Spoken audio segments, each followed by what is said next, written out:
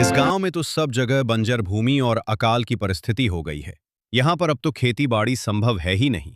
लगता नहीं कि अब इस गांव में ज्यादा दिन रुकना उचित होगा। काम के लिए दूसरे गांव तो जाना ही पड़ेगा। लालू काम की तलाश में दूसरे गांव की ओर निकल पड़ता है। चलते चलते वो सीतापुर गांव में आ जाता है। वहां उसका रहने का कोई ठिकाना नहीं था और उसके पास कोई काम भी नहीं था। चलते चलते वो एक अमीर किसान मूलचंद सेठ के पास आ पहुंचता है। सेठ जी, मैं लालू दूसरे गांव से आया हूँ। हमारे गांव में अकाल की परिस्थिति हो गई है। लोगों के खेत सूखे पड़े हैं। गांव में बूंद बूंद पानी के लिए लोग तरस रहे हैं। अगर मुझे आपके पास कुछ काम मिल जाएगा तो बहुत बहुत कृपा होगी सेठ जी। अरे रे, लगता है तुम्हारी हालत बहुत खस्ता हो गई है। ठीक है, वैसे मेरे पास एक काम तो है, पर लगता नहीं कि तुम वो कर पाओगे। सेठ जी, आप चिंता न करें। मुझे आप कोई भी काम दे सकते हैं। मैं वो काम पूरी मेहनत और ईमानदारी से करूंगा। अच्छा ठीक है लालू, तो कान खोल कर सुन लो। मेरे पास 10 गायें और 10 भैंस हैं। तुम्हें हर रोज उन जानवरों की देखभाल करनी होगी और रोज सुबह शाम उन्हें चारा पानी देना होगा। महीने के आखिर में तुम्हें इस काम के लिए 1000 रुपए मिलेंगे और हाँ, 2 वक्त का खाना भी हमारी तरफ से मुफ्त दिया जाएगा। बोलो, क्या तुम ये काम कर पाओगे? अरे बाप रे,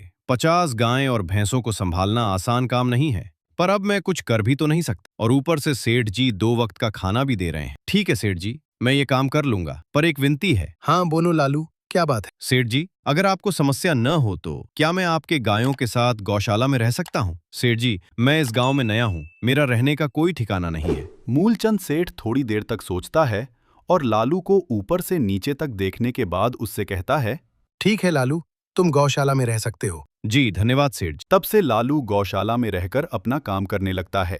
वो रोज जल्दी उठकर गायें और भैंसों का गोबर निकालता, उन्हें चारा डालता और समय पर पानी भी पिलाता था। हर रोज लालू अपना काम ईमानदारी और पूरी मेहनत से करता था। मूलचंद सेठ को भी लालू का काम बहुत पसंद आने लगा, क्योंकि वह अपना काम सफाई से करता था। एक दिन मूलचंद सेठ लालू को बुलाकर उससे बोलता है, लालू, मुझे तुम्हारा काम बहुत पसंद आया है। तुम गाय और भैंसों का अच्छा ख्याल रख रहे हो, इसलिए दूध की गुणवत्ता भी बढ़ गई है और गाय पहले से ज्यादा दूध भी दे रही हैं। इसलिए मैं आज से तुम्हें 2000 रुपए कर रहा हूँ। आपका बहुत बहुत धन्यवाद सेठ जी। कुछ दिन ऐसे ही बीतने लगते हैं। लालू मूलचंद सेठ के पास बहुत मेहनत और ईमानदारी से काम करता है। धीरे धीरे लालू के पास अच्छा खासा रुपया जमा हो जाता है, जिससे वह अपने लिए छोटा सा रहने लायक एक कुटिया बनवा लेता है। उस गौशाला में सोकर तो नाक से गोबर की गंध अभी भी नहीं जा रही। अब आखिरकार मुझे अपने घर में चैन से सोने को तो मिलेगा। तब से लालू मूलचंद सेठ के पास गौशाला में काम करने आता और 2 वक्त का खाना खाकर अपने घर सोने के लिए चला जाता था। कई साल ऐसे ही बीत जाते हैं। लालू की मेहनत के कारण उसके पास अच्छा खासा रुपया जमा हो जाता है।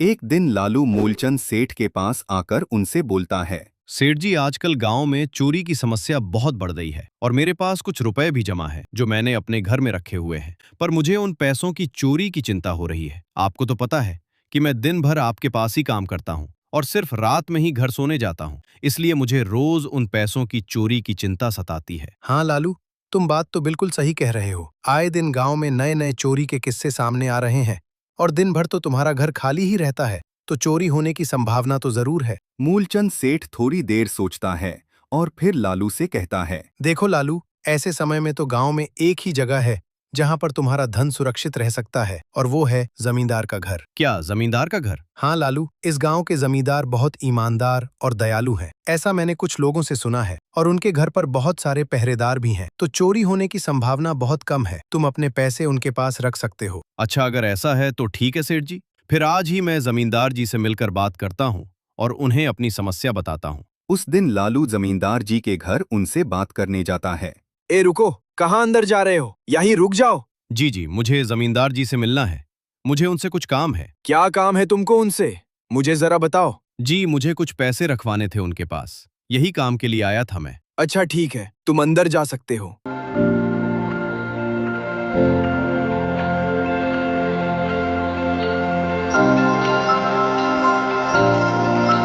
नमस्ते जमींदार जी, मैं लालू मूलचंद सेठ के यहाँ काम करता हूँ।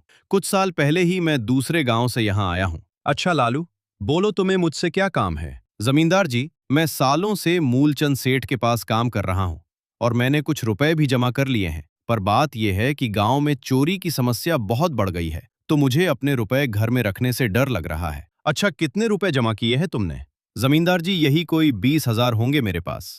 वाह, ये तो बड़ी रकम है। मैंने आपकी ईमानदारी के बारे में लोगों से बहुत सुना है, इसलिए मैं अपनी रकम आपके पास कुछ वक्त के लिए रखने आया हूँ। हाँ लालू, तुमने बिल्कुल सही सुना है। तुम्हारी रकम मेरे पास पूरी तरह से सुरक्षित रहेगी। तुम अब चिंता ही छोड़ दो, मैं सब देख लूंगा। लालू अपने पैसे जमींदार को दे देता है। ये पूरे 20,000 हैं। आप गिनकर देख लीजिए, गिनने की क्या जरूरत है। तुम तो मूलचंद सेठ के आदमी हो, मुझे तुम पर पूरा विश्वास है। जमींदार जी, आपका बहुत बहुत धन्यवाद। अब मुझे चोरों का कोई डर नहीं है, क्योंकि मेरे पैसे सुरक्षित हाथों में हैं। अरे लालू, कोई बात नहीं, धन्यवाद तो मुझे बोलना चाहिए, जो तुम मेरे पास आए अपने रुपए रखने के लिए। लालू अपने पैसे जमींदार को देकर अपने घर चला जाता है। हाँ लालू, तुम्हारे पैसे मेरे हाथों में ही अच्छे लगते हैं। ऐसे ही लालू ईमानदारी और मेहनत से मूलचंद सेठ के यहाँ काम कर रहा था। देखते ही देखते 2 साल ऐसे ही बीत जाते हैं। एक दिन लालू सोचता है, अब बहुत साल हो गए मूलचंद सेठ के यहाँ काम करते हुए। वैसे सेठ जी तो बहुत अच्छे इंसान हैं, पर सोच रहा हूँ कि खुद की जमीन लेकर उस पर मेहनत करूं, तभी मैं बड़ा आदमी बन सकता हूँ। अब जो मेरे पास थोड़े कुछ पैसे हैं और जो जमींदार के पास कुछ पैसे संभालने के लिए दिए हैं, वो जमा करके थोड़ी जमीन खरीद लूंगा। आज ही जमींदार से मिलने जाता हूँ और अपने रुपए मांगता हूँ। यह सोचकर लालू जमींदार जी के घर चला जाता है। जमींदार जी, मैं अपने रुपए वापस लेने आया हूँ। आपके पास मैंने 20,000 रुपए दिए थे संभालने के लिए। अरे भाई साहब, मैंने पहचाना नहीं आपको। वैसे कौन हो आप? अरे जमींदार जी, मैं लालू हूँ।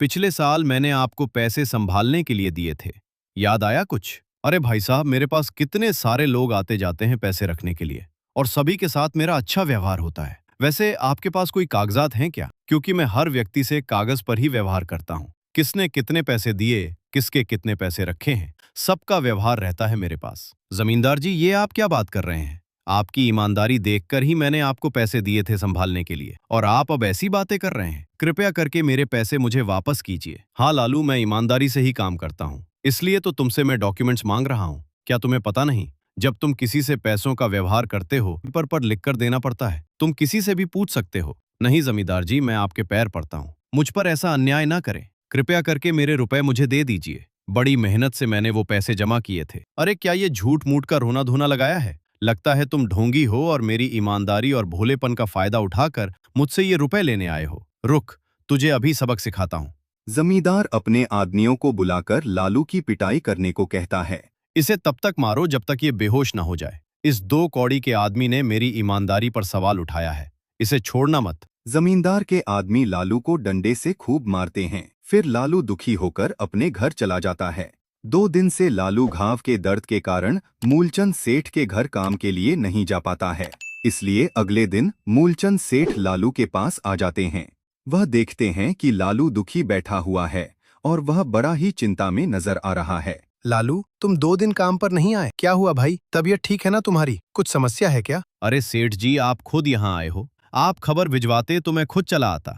अरे लालू, कोई बात नहीं, तुम्हें देखकर लगता है तुम बीमार हो। क्या हुआ है तुम्हें? मूलचंद सेठ, क्या बताऊं, जिस जमींदार के पास पिछले साल मैंने अपने पैसे संभालने को दिए थे, वो आज मुझे पैसे वापस नहीं करना चाहता। वो बहुत लालची इंसान है, वो लोगों को ठग रहा है। और जब मैंने बाद में गिड़गिड़ाना शुरू किया तो उसने डंडे से मार मार कर मेरी पिटाई करवा दी और मुझे वहां से धक्के मार कर निकाल दिया। ये तो बड़ा ही गंभीर विषय है। मैंने तो जमींदार के बारे में अच्छा ही सुना था, पर मुझे भी नहीं पता था कि वो इंसान इतना गिरा हुआ है। तभी मैं सोचूं, हर साल उसकी संपत्ति इतनी ज्यादा कैसे बढ़ रही है। मुझे माफ कर दो लालू, मैंने ही तुम्हें जमींदार के पास जाने को बोला था। गलती तो मेरी भी है। नहीं मूलचंद सेठ, आप तो मेरा अच्छा ही सोच रहे थे। ये तो जमींदार का लालच है। अब लगता नहीं मेरे पैसे उस जमींदार से वापस मिलेंगे भी। लालू, मेरे पास एक तरकीब है जिससे मैं तुम्हारे पैसे तुम्हें वापस दिला सकता हूँ। मूलचंद सेठ लालू को एक तरकीब बताता है। ठीक है सेठ जी, हे ऊपर वाले, ये तरकीब कामयाब होने दीजिए। अगले दिन मूलचंद सेठ बहुत सारे पैसों को एक सूटकेस में भरकर खुद जमींदार के घर जाता है। अरे मूलचंद सेठ, आप खुद यहाँ। बोलो भाई, इस गरीब के घर कैसे आना हुआ? हमारा तो ये सौभाग्य है कि आप जैसे धनी आदमी के चरण हमारे घर में लगे हैं। नमस्ते जमींदार जी। अरे जमींदार जी, आप तो मुझे अब लज्जित कर रहे हैं। वैसे मैं कुछ महीनों के लिए दूसरे राज्य में व्यापार करने जा रहा हूँ। मैं ये लगभग 5 लाख रुपए लाया हूँ। मुझे डर है कि कहीं ये चोरी ना हो जाए। क्या आप मेरे सारे पैसे अपने पास संभाल कर रख सकते हैं? आपके सिवाय इस गांव में और किसी पर भरोसा नहीं कर सकता। अरे मूलचंद सेठ, ये भी कोई पूछने की बात है? मेरे पास आपके पैसे बिल्कुल सुरक्षित रहेंगे। आप निश्चित होकर व्यापार करने जा सकते हैं। इस बार तो बड़ी मछली हाथ लगी है, बार बार ऐसा मौका नहीं मिलता। भारी माल हाथ में लगने वाला है। तभी वहां पर लालू आ जाता है। अरे लालू, तुम अच्छा हुआ तुम आ गए। मैं तुम्हारे पास ही आने वाला था। मुझे माफ करना, उस दिन तुम्हें पहचान नहीं पाया। इतने सारे लोग मेरे पास आते हैं तो जरा परेशानी होती है, पर मैं अपनी बातों का बड़ा पक्का हूँ। हाँ रुको, मैं तुम्हारे सारे पैसे अभी देता हूँ। जमींदार लालू के सारे पैसे उसे लौटा देता है। माफ करना लालू, मेरे आदमियों ने तुम्हारे साथ उस दिन बदतमीजी की। मैं आज ही उनको काम से निकालता हूँ। लालू बिना कुछ बोले वहां से चला जाता है। अरे क्या बात है जमींदार जी, आप तो अपनी बातों के बहुत पक्के हैं। तो ठीक है, मैं अपने सारे पैसे आपके पास रख सकता हूँ। मूलचंद सेठ इतना बोल ही रहा था कि तभी वहां मूलचंद सेठ का नौकर आ जाता है। मालिक मालिक, अब आपको बाहर के राज्य में जाने की कोई जरूरत नहीं है। अभी अभी व्यापारियों का संदेश आया है और उसने कहा कि वो खुद हमारे गांव आ रहे हैं। अरे ये तो बहुत बढ़िया बात हुई। अब मुझे इतनी दूर नहीं जाना पड़ेगा। सुन रहे हो जमींदार जी, व्यापारी यहाँ आ रहे हैं। अब मुझे नहीं लगता कि ये पैसे आपके पास रखने का कोई मतलब होगा। चलो, आपका बहुत बहुत धन्यवाद। आपने इतनी ईमानदारी दिखाई मुझे। हाँ, पर अगली बार जरूर आपके पास ही आऊंगा। ऐसा बोलकर मूलचंद सेठ और उसका नौकर वहां से अपने पैसे लेकर चले जाते हैं। धत तेरी की, ये क्या हो गया? ये 5 लाख तो चले गए और साथ ही साथ जो लालू के 20,000 हर पे थे वो भी चले गए। आपका बहुत बहुत धन्यवाद सेठ जी। अगर आज आप न होते तो मेरी सारी जमा पूंजी वो जमींदार हड़प लेता। लालू, कोई बात नहीं। जो व्यक्ति मेहनत और ईमानदारी से कमाता है, ऊपर वाले उसका कभी बुरा नहीं होने देते, और जो हराम की कमाई का खाता है उसका कभी अच्छा नहीं होने देते।